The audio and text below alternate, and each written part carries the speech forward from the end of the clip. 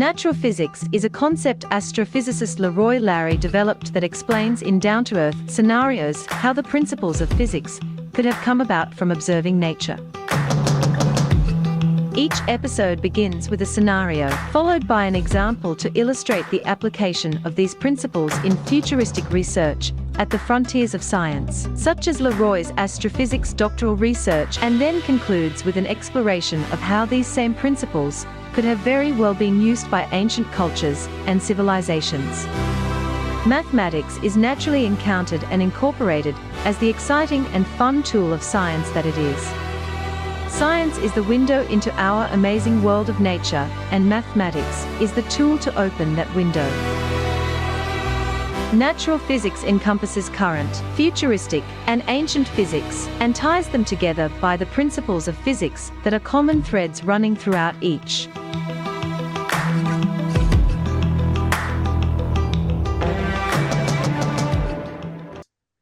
Greetings, everyone. I'm Leroy Larry, and welcome to the Natural Physics Experience live from Costa Rica. My great pleasure, honor, and fortune to once again join me. I have August Wogemuth, who's in Edmonton, Alberta, Canada. Okay, August. Let's just review real quickly. That's the amount of power that it took for that tow truck to tow the Space Shuttle Endeavour. It took 1,857,600,000. And what's the unit for power? Watts. Watts, okay.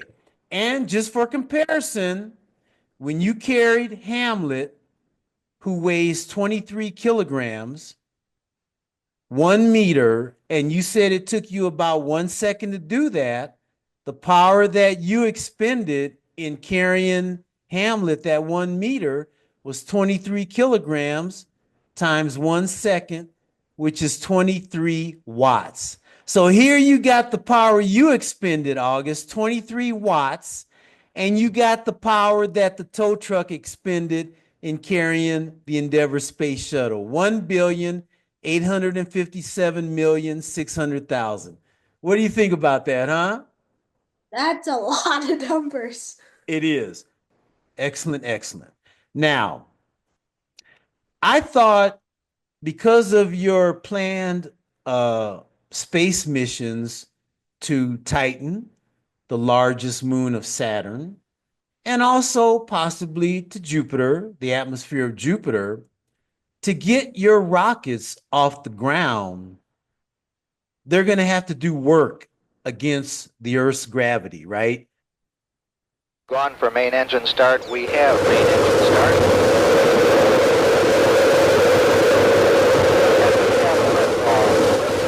America's first space shuttle. And the shuttle has cleared the tower.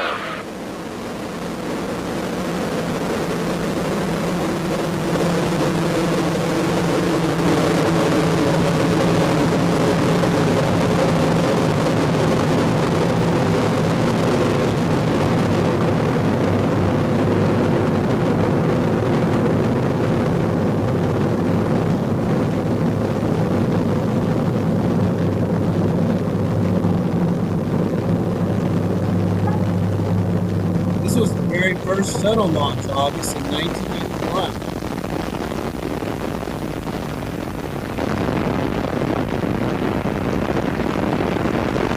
Pretty cool, huh? 434, Mike, QRE. Roger. All right.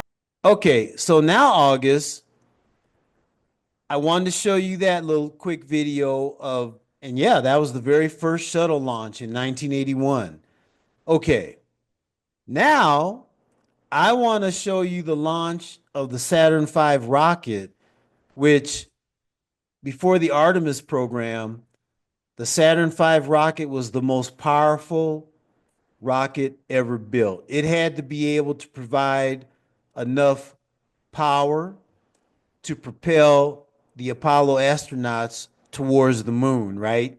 And the moon is the furthest we've ever been. Seconds and counting. T-minus 15 seconds.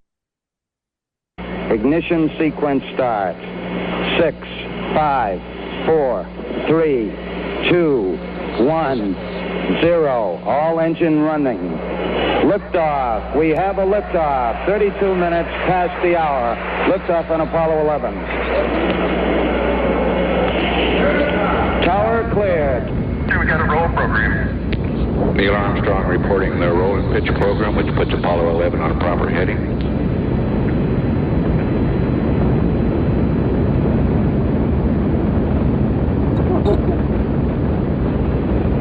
Plus 30 seconds. This is, Roll complete and pitches program. I've never seen this.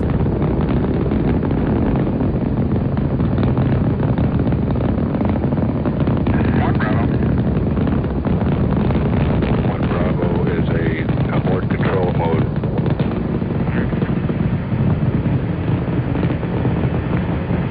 Altitude's 2 miles.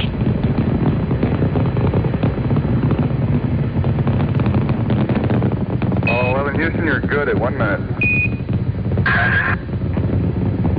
Downrange 1 mile, altitude 4 miles now. Velocity 2,195 feet per second.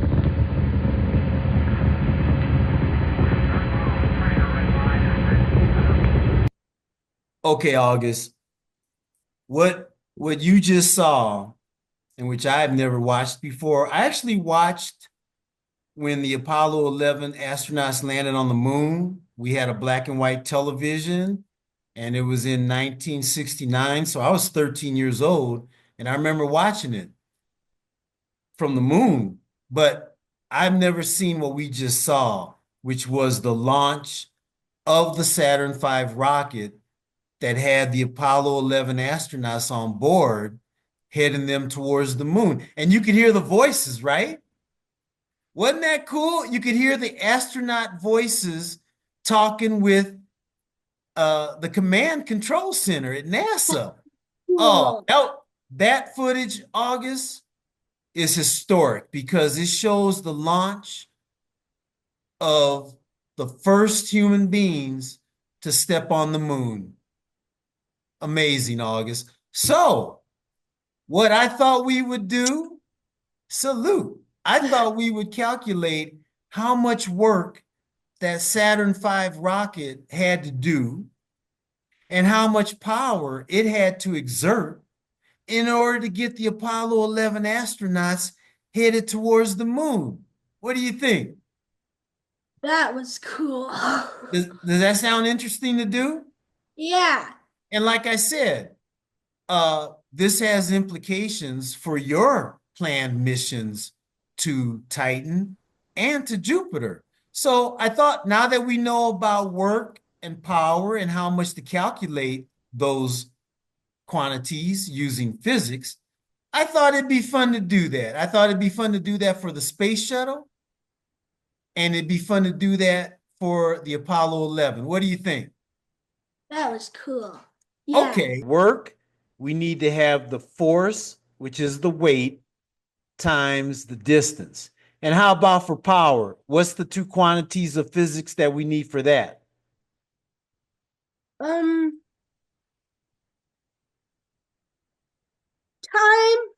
and Time, that's right. And what's the other? weight. Weight, excellent, August. Excellent. For work, we need the weight times the distance. And for the power, we need the weight times the time. Okay. I So- spilled tea on me. So, in order to find out how much work it took for those booster rockets to lift the space shuttle from the surface of the Earth to orbit around the Earth, we're going to need, we already know how much the space shuttle weighs, about 86,000 kilograms. We're going to have to find out the distance. So, August, what that means is we're going to have to find out the distance from the surface of the Earth to how high up to get to orbit. Okay? All right. Low Earth orbit has an altitude of 2,000 kilometers. So there we have it, August. We know the distance, 2,000 kilometers from the surface of the Earth to orbit to get to the height in which to orbit the Earth. Wow. I didn't know this, August. It takes between an hour and a half and 2 hours to reach low Earth orbit. That's how long it takes for those booster rockets to get the space shuttle up to orbit the Earth. And that's how long it took for the Saturn V rocket to get the Apollo astronauts on their way to the moon. For you to calculate the amount of work that it took for the booster rockets to get the space shuttle from the surface of the Earth to low Earth orbit, it involves the weight of the space shuttle, which is 86,000 kilograms, and the distance, which is 2,000 kilometers. So you're going to use those two numbers to calculate how much work was required. You want to do that right now? What'd you get? 172 million Joules, right? joules. Okay, excellent. Now, let's calculate the power that it took. So, how are you going to do that? The power. Times it by the time. Exactly, August. So let's do that. So 86,000 kilograms. Now we got to get the time. It was 2 hours. So we're going to have to convert hours to what? seconds. Right. So let's do that. Okay, so 2 hours times 60 seconds times 60 seconds. Sorry, 2 hours times 60 minutes times 60 seconds. Excellent. Okay. 7,200. Seconds, right? Yeah. All right. So we got the time and we got the force, the weight. So now let's multiply 86,000 kilograms times the amount of time that you just said in seconds. Okay. Okay. Let me just clear it. Okay, so 86,000 times 7,200. Okay. 619,002,000. And what's the unit for power? What's the unit for power? Watts. Excellent, August. Excellent. And once again, we compare that with the 23 watts that it took you to carry Hamlet that 1 meter in 1 second, right? Yeah. Excellent. 619,200,000 watts. All right. So now we got the work and the power that it took for those two booster rockets to lift the space shuttle from the surface of the Earth to low Earth orbit. Okay. Now, August, let's do it for the Apollo missions to the moon. Let's see how much work and power it took for the Saturn V rocket to get those astronauts off of the surface of the Earth up to the distance of low Earth orbit and on their way to the moon. Okay? Okay. So what we That's need, my head. okay. So we already know the distance, right? 2,000 kilometers. And we know how long it takes to get to low Earth orbit, about 2 hours, or as you converted it into seconds. So to do the Saturn V rocket, what's the one quantity you think we need to know, that we need to find out? The weight. Excellent, August. My goodness, excellent. You know what? You're not going to have a homework problem because you're doing this right now. Okay, here we go. Okay, there we go. 130 tons. Times that by 1,000. What's that? Times that by 1,000. To get what? kilograms. Excellent, August. All right, so now let's do the Saturn V. We got the weight or the force, 130 tons, which is, as you said, is 130 130,000 kilograms. Excellent. kilograms. Now, the distance is 2,000 kilograms, right? Oh, sorry, Times that by 2,000. 2,000 kilometers. 2,000 Yeah. kilometers. And then, so it is 260 million 260 million, that's the work. joules. Joules. Excellent. Now let's do the power, August. Let's And do the then, power. So 130,000 times 7,200. Okay. 936,000.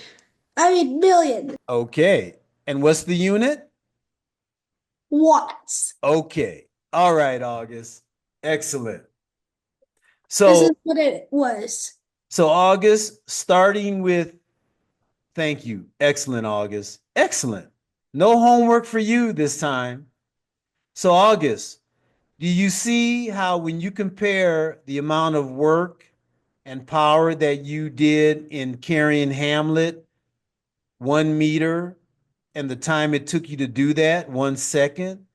Do you see how that compares with the amount of work and power that the tow truck had to do in taking the Endeavour spacecraft from the Los Angeles airport to the California Science Center? And how that compares with if the ancient Egyptians would have had the tow truck, how much work and power it would have took to take the 2.5 million blocks of the Great Pyramid, each weighing about 2 tons, from the Nile River to where the Great Pyramid is built, and then comparing that to how much work and power it took for the booster rockets to get the Endeavour into orbit, or any space shuttle into orbit, and then for the Saturn V rocket to get the Apollo astronauts on their way to the moon, right? Yeah. A lot of work, a lot of power, right? Do you have any questions? Nope. Now, remember, August, in order for any object to be able to escape the force of gravity, to be able to escape the gravity of the Earth, that object has to be traveling at 11.2 kilometers per second. Okay? Not per hour, per second. So the booster rockets for the space shuttles, the Saturn V rocket, they all had to be able to attain a velocity of 11.2 kilometers per second, okay? And we'll talk more about that next time, okay? Okay. All right, August, do you have any questions at all? Nope. Okie dokie, Smokey. Okay, August, I'll see you next week. Okay. And everyone out there, tune in next week, same fat time, Physics with Attitude, enjoying physics as the window into our amazing world of nature and mathematics as the tool to open that window. Got to remind y'all every now and then, okay? Tune in next week, same fat time, same fat channel. Okay. Oh, Okay, thank you, bye. August. Thanks for Bye-bye. class. You're welcome. Okie dokie, Smokey. Bye-bye. Bye. Okay, bye.